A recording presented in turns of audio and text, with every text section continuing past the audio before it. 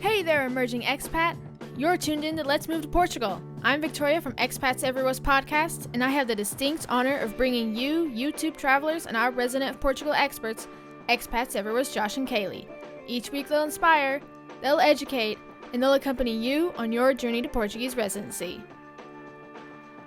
This week on Let's Move to Portugal, discover the evolving housing market, vibrant community life, and the soul of Portuguese coffee with Morgan Von Mantripp's Expat Insights.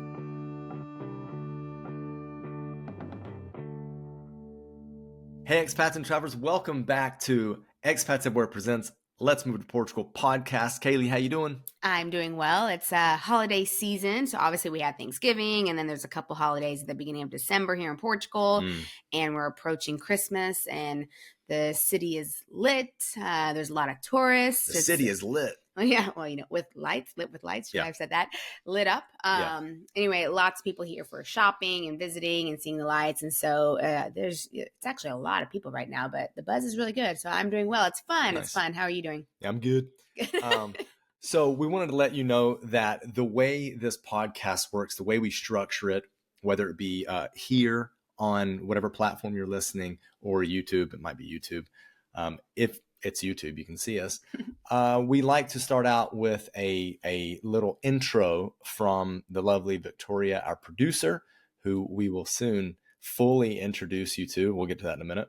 And then we do this weekly welcome, which is anywhere between 5 and 10 minutes, where we get you caught up on it's our goal on the world of expats everywhere before rolling into the topic of the main part of the video or the podcast episode. So without further ado, let's kind of chat about what's been going on in our world and get you caught up to speed so that you know what's just happening. What's happening? Yeah. So we recently got back from a 4-day, 3-night trip to Toulouse.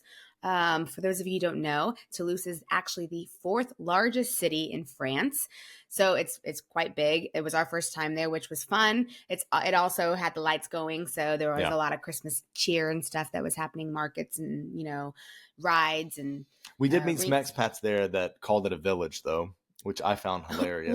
But she had also been there for like 20 years. And so perspective, I guess. Well, it might have just grown around. It sounds like it probably did. It's like the frog in the pot of boiling water, Oh, it's like you don't know what's happening around you because it just slowly, incrementally. A slow build. Yeah. I think that's probably what it was because it is a big city. Because we're like, so to call it a village, we were like, we just kind of scratch our heads. We were like, really?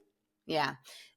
So that was a good time, and we will be doing a video on Expats Everywhere Explorers for that because it's a good place either to visit or to move to. I mean, if you're looking for France and you're looking for a big city, but not, Paris, then it's a good option. It's also nice because it's close to the Spanish border. It's close to the Mediterranean, the Pyrenees, Andorra. So it's a really good location, and we have a direct flight from Porto. So that was fun. Yeah, no, it was a lot of fun. I mean, obviously this isn't like the Let's Move to France podcast. No, but we're doing a recap of what's happened recently. Yeah, no. We literally did that last weekend. So So, I mean, what I want to say about it is that we do plan on doing an episode where we talk more about the tourism side and just try to compare between the two. Whenever we travel, we like to take you on our trips with us.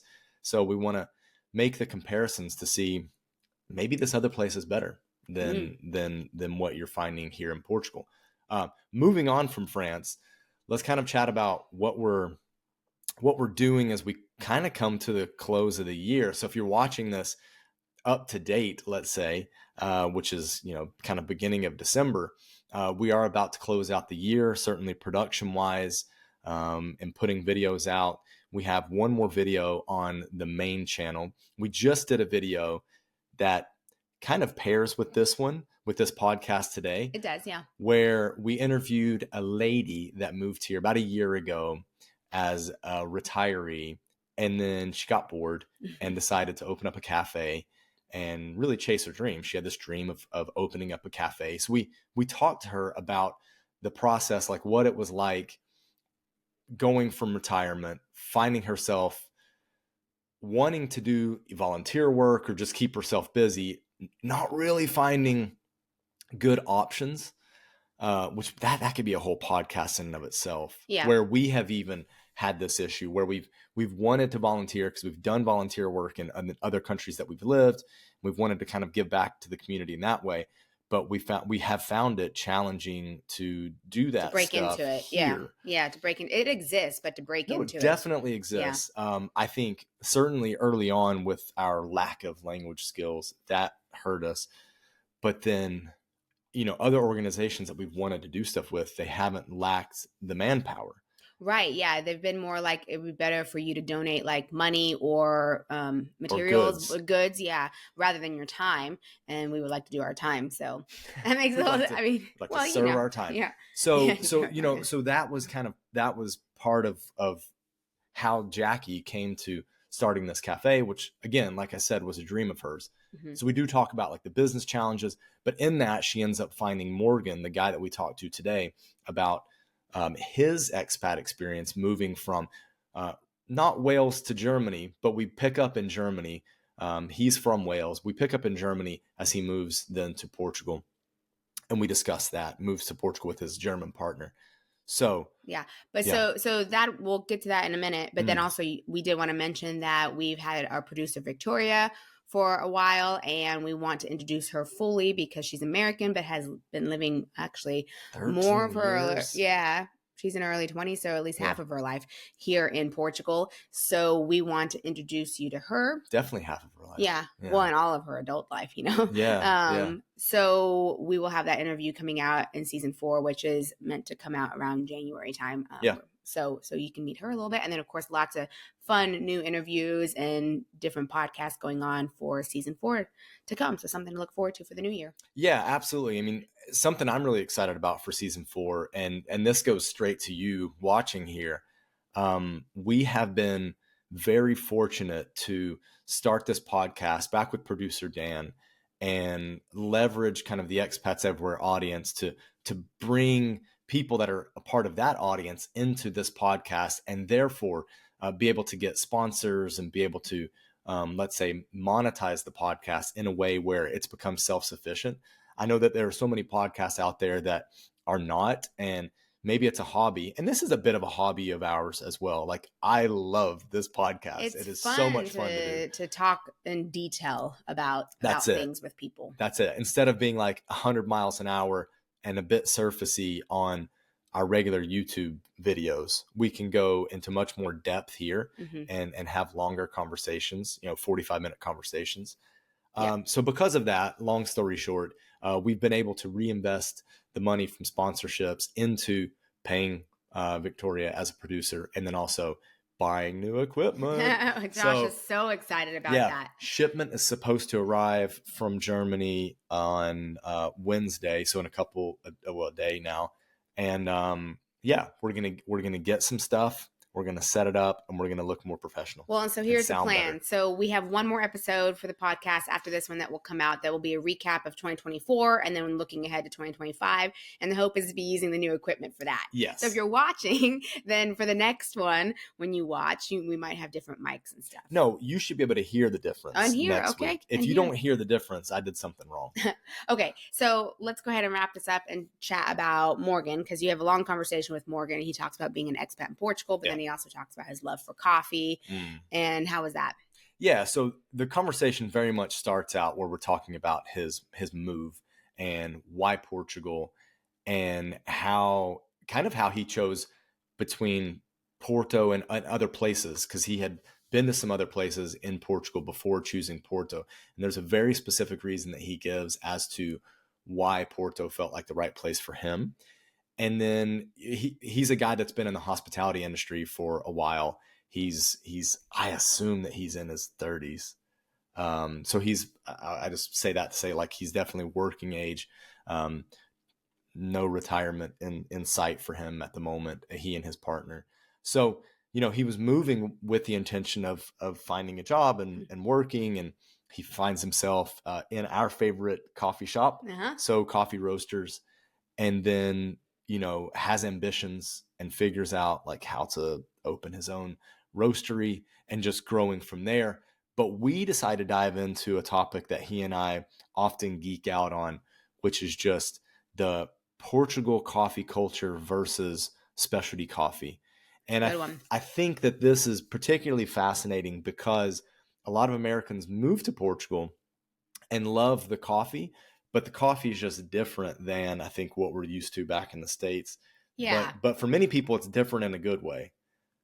You know, you can find the coffee that you get here back in the States, but maybe you're not looking in the right places or asking in the right places. Mm-hmm. It's not the norm in everyone's house or at a cafe that you go to. Yeah. I mean, it's there, but like, it's not what's culturally, I think it's different for us because we're used to having like walking around with a big mug and versus an espresso here, which is like a quick little shot, right? So they taste different. They have different functions. The time it takes to drink is different. So, I mean, culturally, it's quite different. Yeah, absolutely. So, you know, we dive into that and just discuss some of those cultural differences and what is culturally normal here. And then we get into stuff like, you know, tipping culture.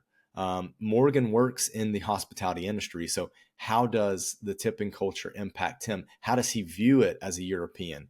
Because we know how we view it as Americans. Yeah. I mean, our culture is so different when it comes to tipping compared to Europe.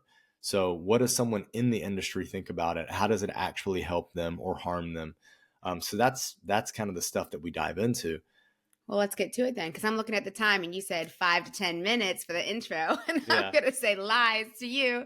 So let's hurry up. And I'm just so excited about this one. All right, before we get started, I would like to talk about this week's sponsor, Green Ocean Global Advisors. Right. We always recommend, no matter where you are in your moving process, to get your finances in order, because it's important to see what finances look like at home, in your home country, and then wherever you're moving to. And speaking about home, what if you sell your home before moving or do it after? Well, a financial advisor will be able to guide you in this process and let you know what some of the capital gains might be like on the sale of that property. Or what about distributions? Maybe you have a 401k or pension, and so how much do you really need to live in your new country, your new lifestyle, right? That's exactly right. And John with Green Ocean Global Advisors is willing to meet with you to talk to you about your plan. He's actually given us a dedicated link for a free 15-minute consultation. John, thank you for that. So that you can meet with him and ask him whatever questions have popped into your mind and see if he's the right fit for someone that you would like to work with. Now onto the show. Morgan, what is up, man? It has been a long time coming for us to sit down and have a chat about Portugal, your move here, and the coffee scene. I have a ton of questions for you. I know you're the man to answer them. So are you ready? Yeah, let's go. I think it's been 3 years in the making, this conversation of doing this conversation. So let's do it. Exactly. And I've saved a bunch of my questions so that we can do this with the audience, and they can kind of hear my wild questions about your move in the Porto coffee scene. So first of all, why did you move to Portugal from Wales? So it wasn't directly from Wales to Portugal. I actually lived in Wales for quite some time. So I actually moved from Wales to Germany. Yvonne, my partner, is from Germany. So I moved there start of COVID to live with her. The only way for me to see her was to actually move to Germany because of the restrictions. It was like you have to move the country. So we went all in. I moved to Germany. We went there for 2 years. It was nice. I really enjoyed it there. Had a nice life. But then actually Yvonne, so my partner Vonnie, as some people know her, she wanted to move to Portugal. Okay. And so I was like, okay, yeah, let's do it. It wasn't quite as simple as that. At first, I had some hesitations because I really loved my life in Germany. But then we came down here. So that was 3 years ago now. We came to Portugal. So actually, it wasn't directly my decision. It was Yvonne's. But it was not a decision I regret. Okay. That's very interesting. And is she German? She is German. Yeah, she's from near Hamburg. Okay. And you were living in near Hamburg at the time with her? Yeah. I was living we were living in Hamburg then. So she's from near Hamburg, but we were living in the city of Hamburg. If Yvonne was the one that wanted to move to Portugal, what were some of her reasons? I think she grew up in the north of Europe. And she's just super accustomed to like coldness, and I think she was a bit done with it. So I think it was a desire for the sun, and it was quite an open conversation about where that would be. To be honest, it wasn't necessarily Portugal. It was Portugal, Spain, Italy, Greece. We had this like Mediterranean romantic idea in our head, and so we moved to Portugal and we moved to Lisbon. So this is January 21 or 22, and we went to Lisbon, and we very quickly moved to Porto, just based on the smallness of Porto. We love that. Like it feels almost like a village sometimes.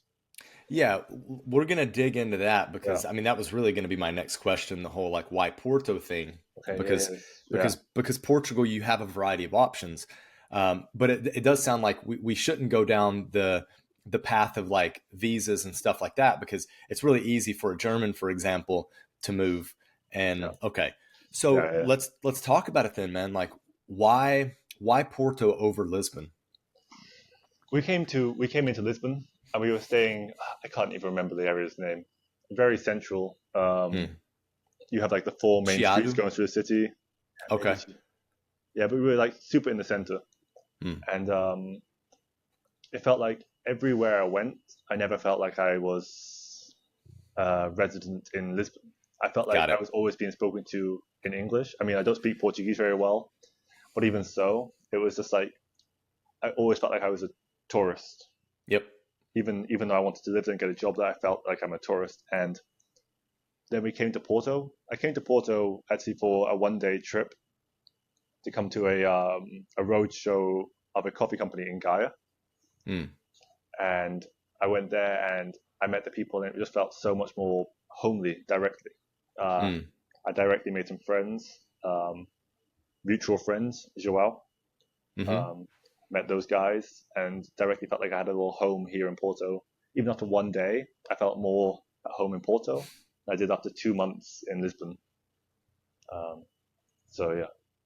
What was your living situation like in Lisbon? Like, did you get an Airbnb for like months at a time, or what was that like when you first moved? Yeah, exactly. So I think the climate of Airbnb in Portugal has changed in the last 3 years drastically. Absolutely. I think we moved here and we had a place in central Lisbon for €700 a month. And it was like, couldn't do that now. Yeah, I have no idea what it is right now, but I think it was like a 1 bedroom, 1 living room, 1 bathroom, a small little place, but it was cute. Yeah. In a little bit of a sketchy area, maybe. I don't know if there's anything wrong with the area. But it felt that way. It felt that way a little bit to me, but I don't know. It was the apartment. Nothing ever happened. We were fine. And yeah, €700 a month for this place. I was like, wow, it's so cheap. It's going to be so easy to live here. Wow, it's so great. And then, and things have changed. Things have changed. I mean, that's Lisbon, not even Porto. Porto's is cheaper than Lisbon. So 700 in Lisbon, you probably could have gotten something in Porto at that time for $550. Yeah. Now, what are rents like for you? What have you seen? Because you've lived in 2 places in Porto so far in your 3 years. Is that right? Yeah, and 1 Airbnb for a month. So okay, tell us about that. So we came here then after Lisbon, and we had another place for 1 month. A little one of these T0s. You know, we have like the kitchen, the bedroom, all built into one. Yep. Which seemed like a nice idea. I was like, hey, we can do this forever. But actually, as soon as you're lying in bed and someone's cooking, it wasn't the experience. It wasn't the most relaxed experience. I was like, okay, actually, I don't really care about the size of my apartment. I just want the kitchen separate, you know? Like, yeah. So we moved out of that quite quickly because that was too much of a discomfort. Then we were looking at Idealista for a place. And actually, I know people have a lot of difficulty finding flats in Porto, especially over the last couple of years. We were super lucky. We found one place, and it was in Bonfim, right in front of Igreja de Bonfim. Okay. The Bonfim Church. Yep. And it was on the 3rd story. We had these beautiful views out of the church. You could see, Serras de Porto in the background. You know, it was a beautiful view. And I was like, there's no way this is a real apartment. And the rent was $800 a month or something like that. Or maybe less than that. I can't remember. I think it was less than $800 a month. And this was 2021 or 2022? 2021. Okay. No, 2022. 2022. So this was March 2022. Got it. Okay. Okay. And I remember moving in. It was €650 at the start. Sorry, guys. Okay. There you go. Yeah. I got it. €650 in March 2022. And I remember telling my colleagues, I found this place, it's really nice, 650, and they were like, that's so expensive. Wow. Yeah. Yes. And then I was like, it doesn't feel it. I was like, it feels good. I was like, but then I quickly realized like that was expensive at the time. Sure. Whereas now, looking back in retrospect, 2 years later, getting something that price for 650 euros is incredible. Like, Yeah. the size, because that was a 2-story. We had like a top floor which is like built into the loft, Yep. which was like the bedroom. Then we had like a spiral staircase going down to the living room, a little kitchen, a balcony, a separate bathroom. So it was like a great apartment. You said it was 1 or 2 bedrooms? 1 bedroom. Well, 1 bedroom plus a living room. So it depends how you. Yeah. So just for the audience, a lot of times we talk about the apartments here in Portugal as T plus a number. And the T stands for like that it's an apartment. And then the number is how many, let's say, official or legal bedrooms there are. So in this case, a T1 would be a 1-bedroom apartment. And then there's another classification, which Morgan's talking about now, which is a duplex. And to Americans, a duplex means something different. But in Portugal, what duplex means is that there's a change of levels. So you have inside of the apartment, there are 2 floors, right? You have some living space on 1 floor, and then you have to go upstairs to access more of the apartment's living space. Yeah? Exactly. Yeah, dead on. Yeah. And yeah, it was beautiful. We actually just moved out of that now, though, in August. Okay. And I think they put the rent up to 900 a month, which actually still feels reasonable. But I mean, it's, yeah. For the market, right? For what the market is right now. Yeah. Yeah. Late 2024, beginning of 2025. Yeah. I mean, things have really gone up. Kaylee and I experienced the same exact thing around the same time frame, honestly. Oh, yeah. And, when we first moved to Portugal and we were paying more of a premium rent, this was the end of 2020, we were paying more of a premium rent because we were going through a company where we were able to basically contract with the apartment sight unseen, because we had to at that time. Yeah. The visa process that we went through, we couldn't just arrive, choose a place, go back, let the governing bodies that be know that we were going to live in this place. Like, we had to have a contract. Right. And we were paying a premium because it was furnished and whatnot. And people lost their minds when we said how much we were paying in rent. They're like, no way, that's super expensive. And now the price of that same apartment has doubled in 4 years. Yeah. So, ouch. Yes. Okay. Yeah. So you've moved, and We've moved. How's the new place? What's it like? What has your experience been like in different places? Because a lot of people talk about housing in Porto and in Portugal in general as being like substandard. It's cold inside, bad insulation, that type of thing. So what's your experience been in your 4 different places? So I think if you'd asked me this question 3 months ago, or whenever before I moved, I would have probably agreed. It was the place was humid. There was some mold growing in the apartment. And you tell the landlord, and the landlord's like, "Oh, that's normal." I'm like, right. That doesn't seem it's normal. Not. Yeah. So we would do regular cleaning for like the black mold ourselves. What would you do for that? Get black mold remover spray it, Okay. and then wipe it off. Which I think actually is. I don't know if you're meant to do that. I saw recently an Instagram reel saying if you remove it, it goes into the air, and that's toxic. But I don't really know. It feels like it's more toxic if it's there every day. I don't know. Okay. I don't know. But we would remove it regularly. We would wipe it off, and we try our best to like leave the doors open, ventilate as much as we can. And the apartment was really, really cold. Okay. Especially in winter. Like, if it's 2 degrees outside, you're feeling that indoors. It's not 2 degrees, but it's cold. Yeah. We have a dog, and a dog wears a jumper.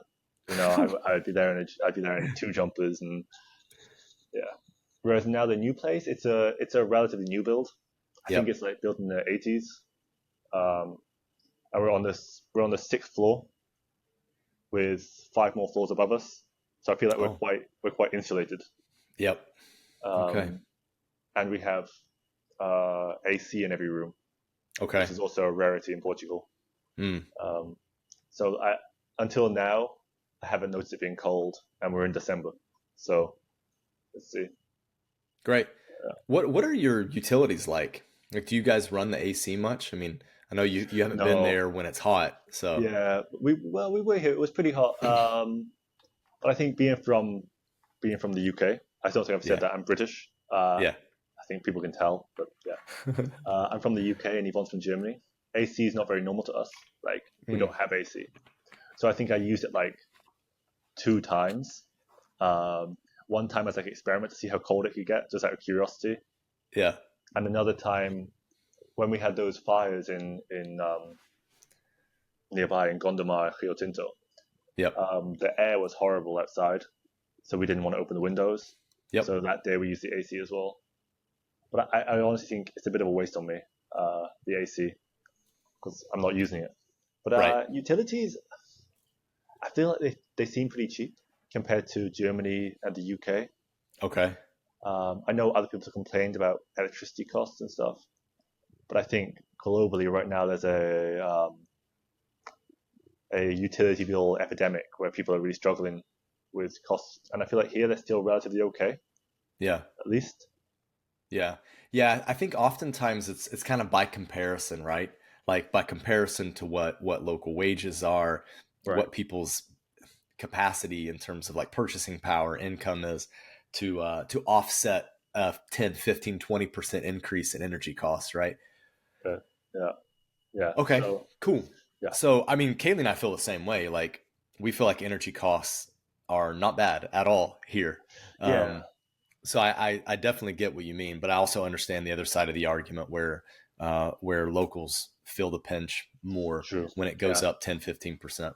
And like I said, my apartment is well insulated naturally, so I don't have to run heaters and stuff, which is again a big expense. I guess, on top of what I'm paying. Yeah. Okay, so earlier you said that when you first made a kind of like a bit of a work trip here, you immediately made friends with Portuguese and kind of started to build community. What's it been like, and how have you built community here in Porto? I guess I'm lucky because of the industry I work in, right? I work in, let's call it as a broad term, hospitality, gastronomy, right? Yep. I think we encounter people a lot. So like in these situations where you go to these, even working in cafes, I interact with people all day, every day. Mm-hmm. And then you quite quickly get a feel for talk to people and making friends. So I think I've been quite blessed in having the facility to meet new people. Mm-hmm. But also these road shows, like this coffee event I went to was at 7G in Villanova de Gaia. Yeah, great coffee shop. Yeah, really nice place. And I went there, and directly everyone's just so friendly in Porto. I think like I met Rui Pedrosa, who I think you know. Yep. I met him. He was over there, and he was like, "Hey, what are you doing here? Nice to meet you." And he used to work in Berlin, so we had that in common. And directly, he was like, and they had a beer tap there, a free use beer tap. Uh-huh. And I can't pour a beer. I can't pour a beer. So I was like, "Man, you got to help me pour a beer here." So like directly, he found that funny, and then got to talk with him. Yeah. And then. So you can pull a shot of coffee, but you can't pour a beer. I can't pour a beer. A beer. I don't know. Not very British of you, is it? Must have been something wrong with the pump or something. I don't know. Okay. But yeah, then I found that quite nice. The coffee community is very engaging. And even if you're not a coffee professional, there's all these events that you can come to and join in and taste. And everyone's very friendly and want to make friends, Yeah. Yeah, I'd like to dive into the coffee stuff if you don't mind, because I think that was one of the reasons we wanted to have you on. I think we've talked a bit about this, where there are plenty of Americans who come over to Portugal or even Europe at large, and they have coffee here, and it's like they're having coffee for the first time in a way.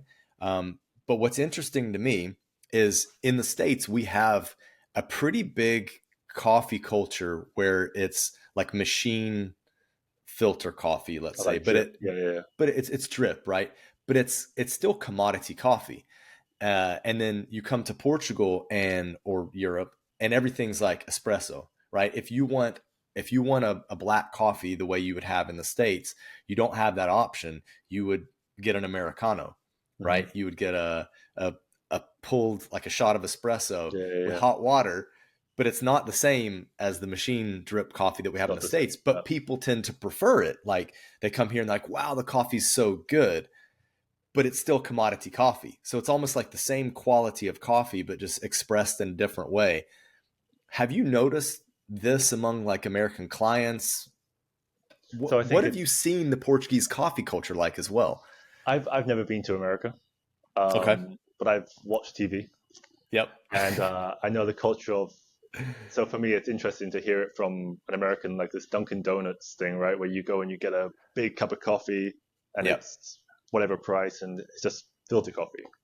Yeah. I know. Yeah, it was interesting because you've alluded to this previously with me, and I'm from Wales, where we had quite a strong Italian culture due to mining in the mid 20th century or whatever earlier maybe.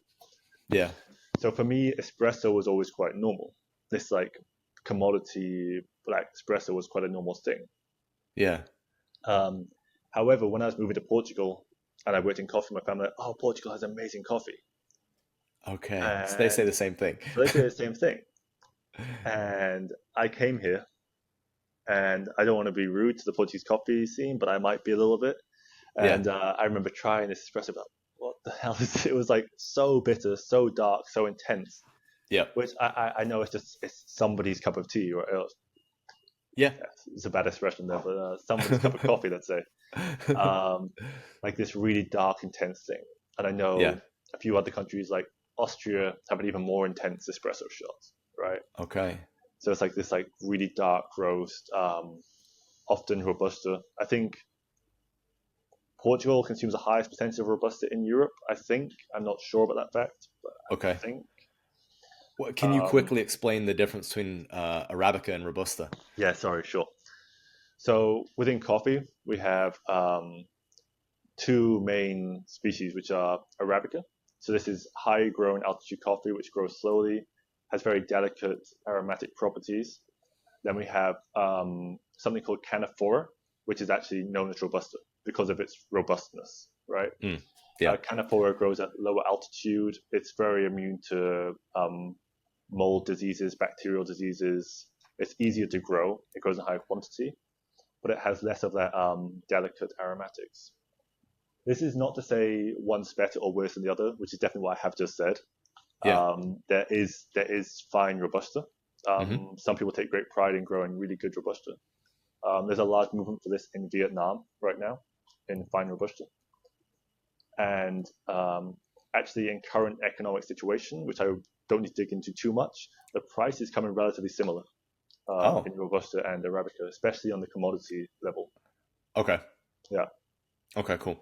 But you're going back to what you were saying about Portugal. They mainly had Robusta coffee. Doing Robusta coffee, right? And, and this is just like, super bitter. It has this like dark chocolatey taste with like some like heavy nuts and a really thick body. So people love this, right? I mean, I kind of get it. You know, sometimes when my coffee brain is turned off, I really enjoy to get a little espresso shot with a sugar, stir it in, and it's like a bittersweet experience. And I do sometimes go for this. Just like sometimes in life, right? Sometimes in life, a bittersweet experience. Sometimes you want a McDonald's, you know. Kind of the same thing for me, I think. Okay, so I want to clarify something, at least my perception of the U.S. for the audience. What I meant was, when we're a filter coffee drinking culture, is you go into most American homes and there will be a machine that you can brew coffee, but it's going to be a filter. Like, you're not going to have an espresso machine. Times have changed a bit with things like Nespresso or the Dolce Gusto, like pods, Keurig pods, which is more like a shot of espresso.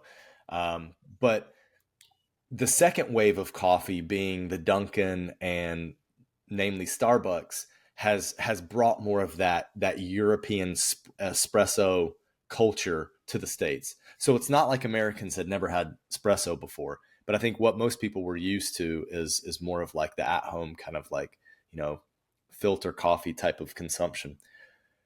How have Portuguese people taken to this specialty coffee scene, which is what you're into and where you're positioned?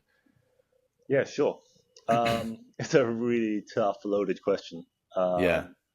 With an array of responses, right? The taste of specialty coffee is vastly different, especially as in espresso form in particular, right? If you have a specialty coffee espresso, which is typically light roast, so you have a lot of these like high acidic compounds with should be low burnt taste, usually a lighter body, compared to the juxtaposed then with the other side of like the Portuguese espresso, it's a short little thing and it's really thick, heavy, burnt, chocolatey. Those two things are worlds apart, right? And they're called the same thing. They're both espressos, right? Which is a really difficult thing for us in our cafe. Yeah, customers come in and they order a coffee. They just say a coffee, like the same. I think you do in the States. You order a coffee, you get a filter coffee, right? Yeah. Whereas here, you order a coffee, you get an espresso. Yeah. Okay? They come and say one coffee. Or un cafezinho. Cafezinho. Yeah, that's what I was going to say. Yeah. And you give them this, and they drink it, and it's it's a 80% miss rate. Most of the time. 80%. Yeah. Okay. Yeah. Okay. Because these are the people who don't know what they're coming into. And they have an expectation of what they're going to drink. They don't even know specialty coffee maybe exists, or maybe they do. I don't know, but they're not really conscious of they're going into a space that sells different coffee. Yeah, they're drinking it and they're just like, "Oh, this is horrible." Okay, this is hard because often when you have the chance to explain to them, this is something different. This is more nuanced. Look for the raspberry notes. That's intentional. This acidity is intentional. Then there's then I would say it's like 80% like, it's just having that moment to explain to them. Tell the story. Different. This isn't the same espresso, which is obviously difficult to do. I can't tell every customer this is different, right? Yeah. Yeah. And to go off on a tangent slightly, we're in an area of Portugal, Bonfim/Campanha, which is there's a lot of very traditional. I don't know how to say this, but it's a lot of like local Portuguese, a lot of very like local style cafes with not much exposure to the specialty coffee wave in particular, or even natural wines. It's just a bit more traditional in feeling there. So we have neighbors in front of us and to the left of us that sell the normal coffee, and they come to us. And it's difficult to sometimes make the communication. But then often after they taste it, and then the 20% that like it from the first time, or those ones that we have the chance to explain to and like it, they come back. They really then dig the concept. Yeah, they then they're coming in. There's also the issue of price again. I was just going to ask that because the prices are, in terms of percentage, they're a world apart. Yeah. And I think talk to us about that. I could do a good job of justifying the price as well. Absolutely, please do. Yeah. An espresso, let's say, is 70 or 80 cents, right, in a typical Portuguese place. Whereas we are €2. Okay, so that's 300% of the price. Yeah. But one thing there is we are serving double espressos only. This is based on the fact that we have the portafilter and we have to pull a double shot. So it's like our way of avoiding waste. It's just like, if you want espresso, you have to take the double shot. Okay. It's kind of with our concept, we don't like to waste the coffee. We try our best to use as much as we can. All the milk drinks the same. It's all double. Everything's a double shot. Okay. So directly you're getting double. So we're close to the price. €1. Yeah. We're close. €1. We're close. Yeah. But also, so in a typical espresso, you use 7 grams of coffee grounds in the. It's called in the portafilter. In the basket, you use 7 grams. whereas we use 19. So actually, if you break that down, 7 grams is 70 cents. That's 10 cents a gram. Yep. Then we're 19 grams. That's 190. So we're 10 cents too expensive, maybe on that, based on that maths. Okay. But I mean, at the end of the day, the customer doesn't care about your costs sometimes as well, right? That's another hard thing. They're like, okay, but why do I have to pay more for you using more grams? It's kind of on right. you. So it's difficult, but that's kind of our rationale behind it. Mm-hmm. We're super transparent in pricing. On our website, which I'm sure we'll link to somewhere. Yeah, we'll put it in the show notes. We break down the cost of all the coffee we make. We say what we buy it for, what it was bought for at the farm, the transportation cost from the farm to Europe. Mm-hmm. Then on our end, the transportation from the importer to us, what we pay our staff, our bills, our electricity, to really get to that final price. Like, yeah. And I promise you, we're not making loads of money. I wish we were, but yeah. Yeah. I mean, how would you make loads of money? Just more volume, or what? Or just upping the price? Yeah. I mean, the easiest way is to buy cheaper coffee, right? But that's not at all what we want to do. We want to support projects that we believe in. Give the audience an indication, like what's the price difference between commodity coffee that you would find in like your Delta, Sikal, Senzala realm, which are 3 kind of major brands here, at least in Porto, if not all of Portugal, and then versus the specialty coffee, single origin coffee that you buy direct from farmers. So it's to give some context why it's a difficult question, because normally this is an easy question, but right now the coffee industry, as much as most agriculture industries, is super volatile. We're at a 49-year high in the price right now. On the commodity side. On the commodity side, and just like the way all coffee is based off this price anyway, even specialty coffee is based off this price. Yep. To some degree. Yep. So I'm going to talk as if we're talking 6 months ago, for the sake of ease, because I think this is a volatile market which will stabilize. Yeah. A commodity coffee, say Delta or Sikal, can probably get their coffee, which is maybe like a strong coffee, which is going to be €5 a kilo, right? So, okay. I think it trades at $1.90 per pound, actually. Even that sounds right. Yeah, $1.90 per pound. Whereas some of ours, like for us, a cheap coffee, one of the cheap ones we buy, would be. I bought one today for $10.30 a kilo, which is a cheap coffee for us. Okay. Yeah. So like $4.70 a pound.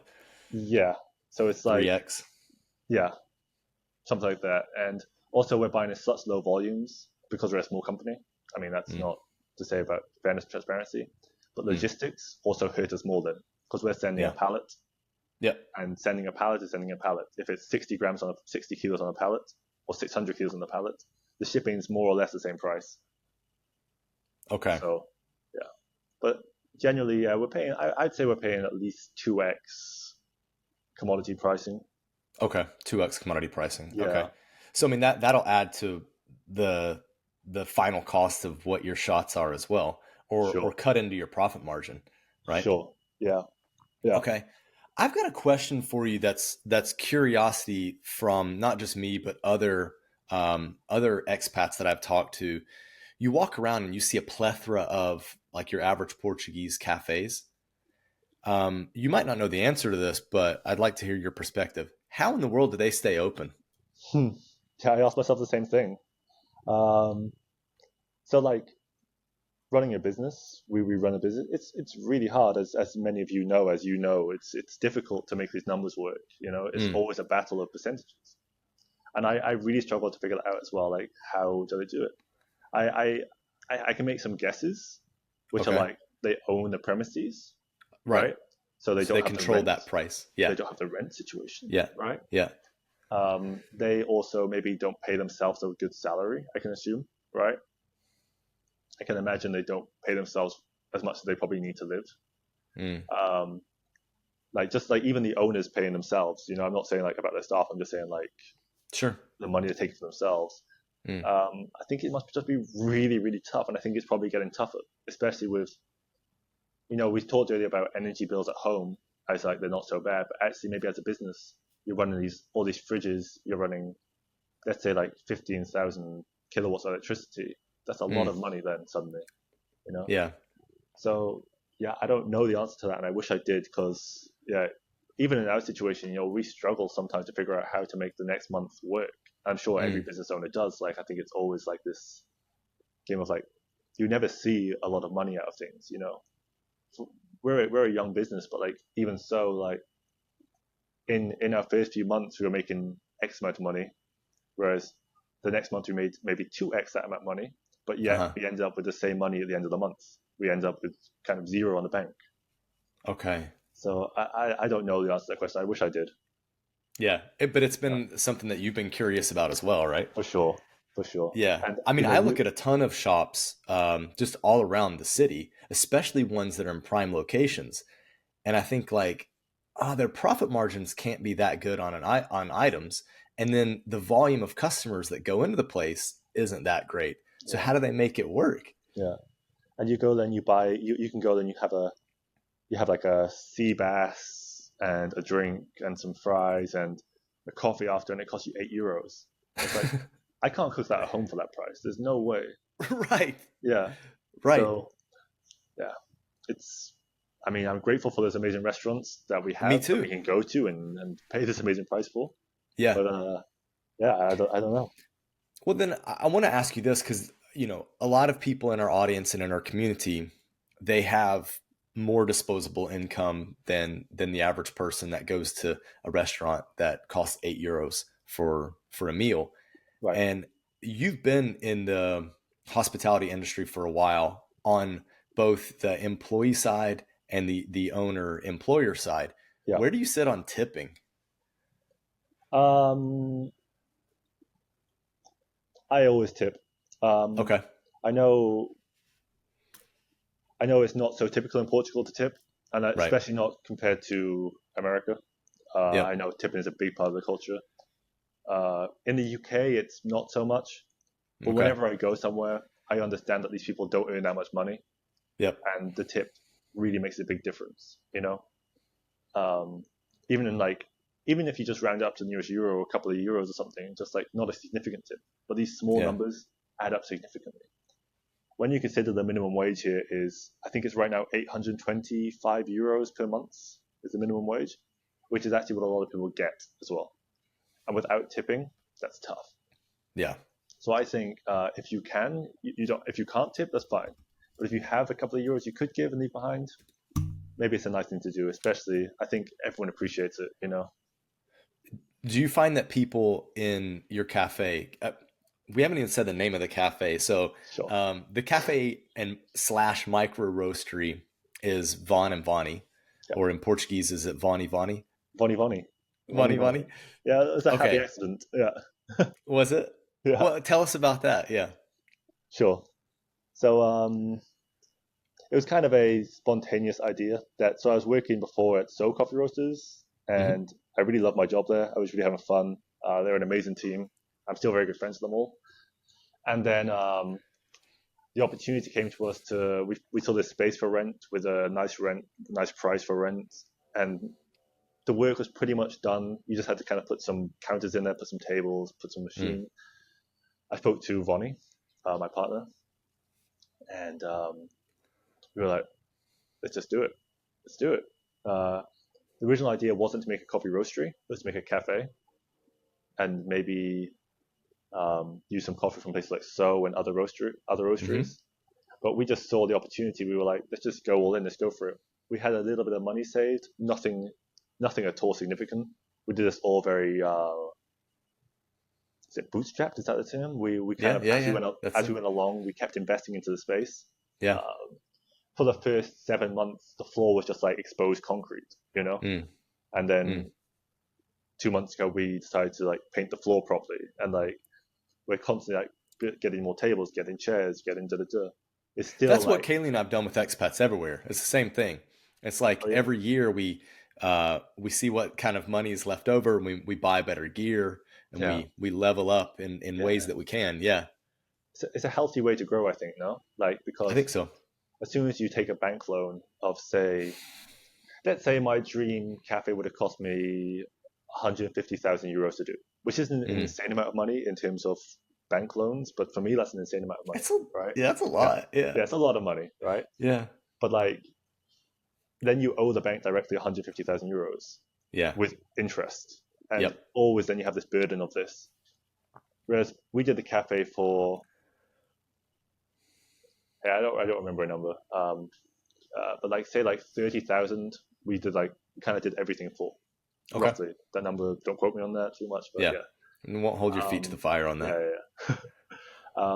But like we just sort of like built the tables ourselves. You know, if you go there, you still see it. The big table in the middle of the shop is very clearly made by people who don't know what they're doing.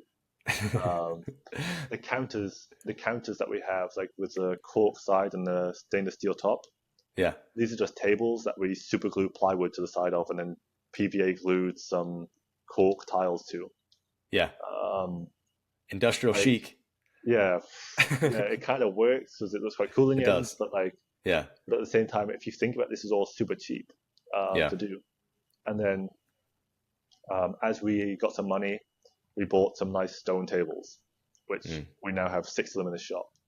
And then we built that like nice pine cabinet against the back wall. It's just these constant little additions that we're doing. And even yesterday I was at the shop doing some construction stuff, you know. Yeah. I don't really have a clue what I'm doing, but you figure it out as you go along. Nice. Well, I mean, we had discussed this. You're looking at your production area in the back, which a normal customer can't see, but you let me behind the curtain. Thank you very much. Yeah. And I got to check it out. And you said that you're looking at improving that as well. So I mean, this is like this kind of evolution for you. You're continuing to make changes and improvements where you can, which I think is awesome. Yeah. You didn't have to take $150K loan out for it. Yeah, for sure. Right. Yeah. And it just feels safer. It just feels safer. I don't like the idea of having a big debt. You can sleep well at night. Yeah, for sure. Yeah. Nice. I wanted to ask you about one of your customers that we did an interview on our main YouTube channel for, Jacci. Yeah. Tell us, how did you meet her? How did your relationship develop? She speaks so highly of you and just loves you to death. You know, like I've spoken to her without you in earshot, and she has just spoken glowingly about you. So like, how did that relationship develop, and tell us more about that? That's really, really nice to hear. That's really, I haven't seen the interview yet, so I'll watch it and see. Well, we haven't put it out as of this recording, so these are going to go out together. Yeah. Okay. So Jacci's great. She came to me with this concept of making like the best matcha place in Porto, right? Which I think there's a great space for. People love matcha. I love matcha. I actually joined you for a matcha there a few weeks ago. That's right. And she came to me saying like, but I don't really know what I'm doing with the coffee. She was like, oh, not I don't know what I'm doing. She's like, I don't know how to progress with the coffee. She was talking to some of the roasteries. Mm-hmm. She has some experience as a barista and knows how to taste good coffee, but she was struggling to find the right relationship in coffee for her. Yeah. We roast for an abundance of cafes, right? We have our coffee in, I guess as of right now, 15 cafes. So it's not a huge amount, but it's a big amount. Yeah. There's some which order tens of kilos a week, and there's some like Jacci that orders just 2 or 3 kilos a week, right?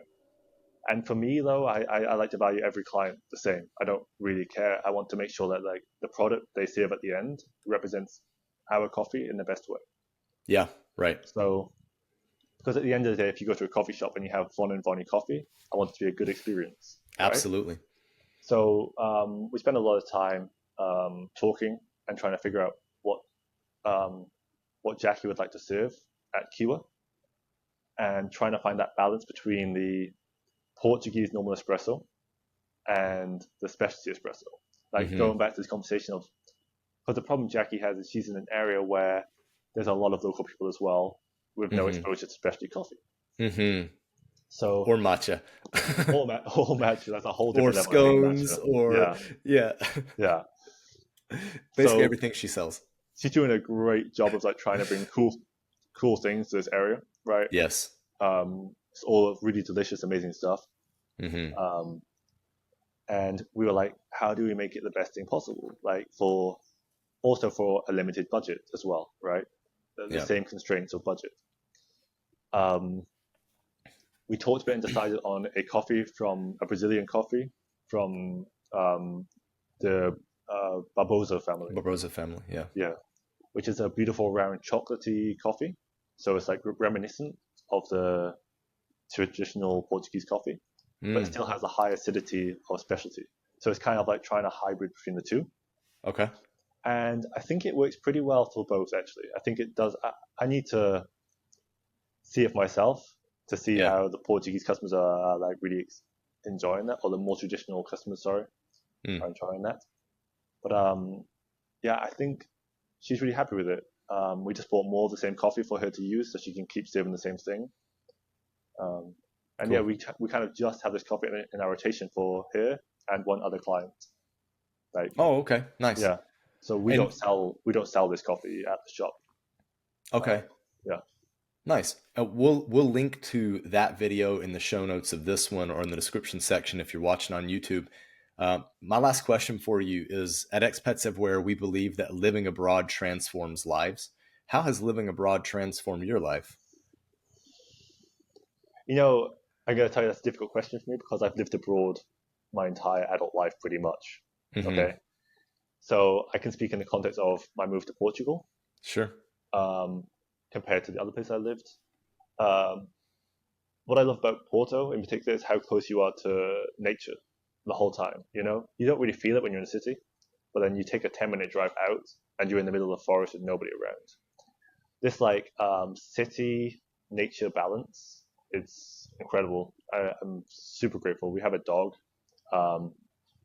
and just like being able to go into the countryside, go for a hike, get away from the city, it's been a really special thing. So I think in that way it's transformed my life, in being able to take a break from the hecticness of everything else, right? So nice. Yeah. Nice. Morgan, thank you so much for joining us. And we really appreciate your information on what your move to Portugal was like, but also the coffee scene here. Thank you so much, Josh. Nice being here.